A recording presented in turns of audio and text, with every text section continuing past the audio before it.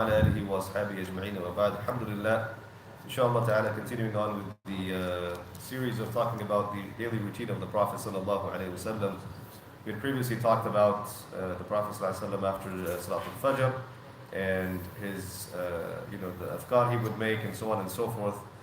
Among the things again that were naturally in the process of his day was when he would return home from the masjid after spending time with people, after talking to them, after the salah, so on and so forth.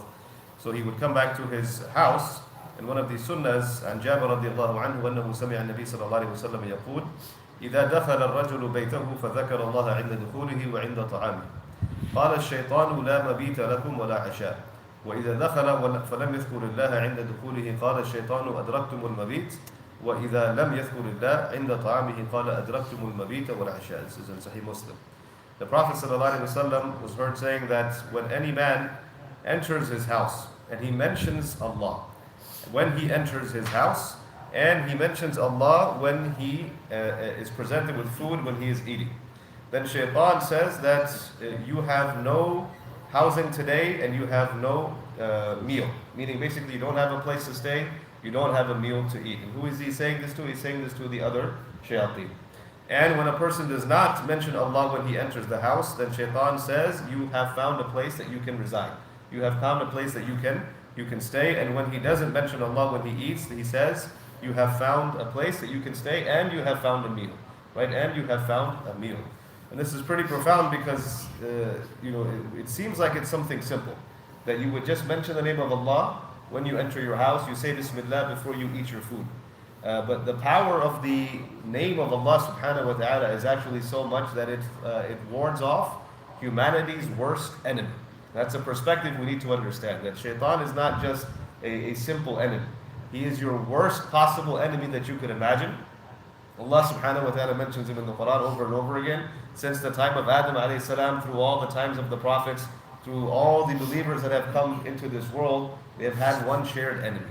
And it's interesting how when you think about an enemy, your worst enemy, you don't necessarily think about them entering your house and eating from your food, right? But when someone has, hatred for someone, and this is one of the things that, Shaitan influences people with the same behavior, that when someone has intense hatred for someone, they find even the most smallest, pettiest things to try and ruin for that person. Right? And this is something you'll see in people as well. Sometimes you don't understand why somebody that doesn't like you so much is so obsessed about something so small. Right? Nitpicking at little things and always trying to find the smallest things to create an argument about or whatever the case may be. And this is one of the things that hatred does. That any opportunity that a person can have to ruin something for you, they will try to ruin it for you.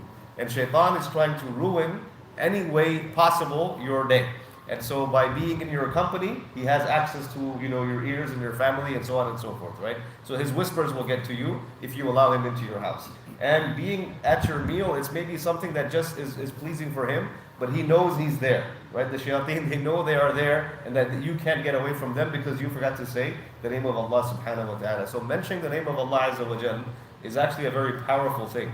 Reciting the adhkar for the morning and the evening, as the Prophet ﷺ mentioned as well, is a very powerful thing. And it does a very powerful thing, which is it keeps shaitan away.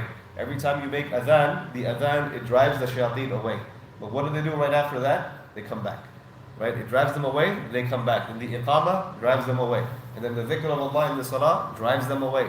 So they're constantly trying to find a way to bother you, to come to you, to do something. And this is out of their pettiness. The Prophet ﷺ, he also mentioned that every time a child is born, what happens every time a child is born? Shaitan comes and he pokes them, right? He just pokes the child. Again, it seems like it's something petty, but it's just it's a symbolic thing that I'm not going to leave you. I'm never going to leave this human being alone. And so this realization that Shaitan is always looking for an avenue into your life, into your day. And again, this is why we have the adhkar throughout our day. Before you get in your car, when you get out of your car, when you reach even when you go to the market, whatever it is in your day, there's always these du'as that you make. And so it's an important thing to remember when you enter your house to mention the name of Allah azza wa jal. Something simple, Bismillah, and you enter your house, there are the other du'as as well. And the du'a for eating your food. And every time you sit down to eat a meal, whether that's an organized meal like breakfast, lunch, dinner, or just something you do, but saying Bismillah will prevent shaitan from just sitting there with you and just being there to find an avenue into your ear and into your heart. We ask Allah subhanahu wa ta'ala for that success. Jazakumullah khair. Assalamu alaikum wa rahmatullahi wa barakatuh.